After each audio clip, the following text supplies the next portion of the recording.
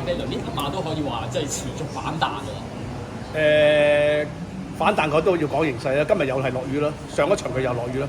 咁啱就啱第4場跑嗰時落雨，呢一陣雨就及時雨咯。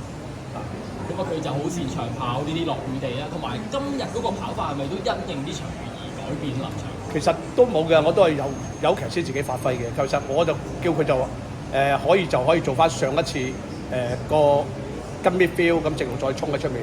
咁嗱，佢可能落咗雨隻馬咧，佢話俾咗2步隻馬自己已經擔住個口走咗前面。咁啊，其實話跑馬最緊要隻馬自己走得舒服，喺邊個位都唔緊要嘅，你自己隻馬走得舒服嘅。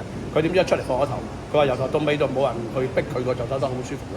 咁啊去到同我講話，去到直路轉一隻馬轉腳，隻馬仲有佢就知道隻馬 OK。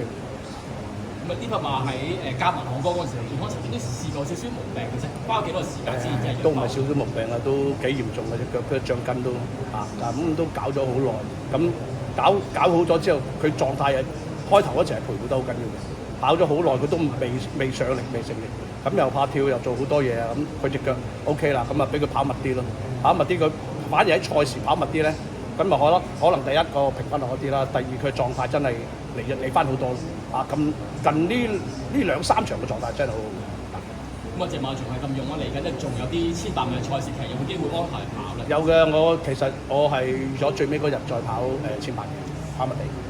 再一次恭喜實行個預祝3個飛輪繼續好成績。OK，thank you，thank you，thank you。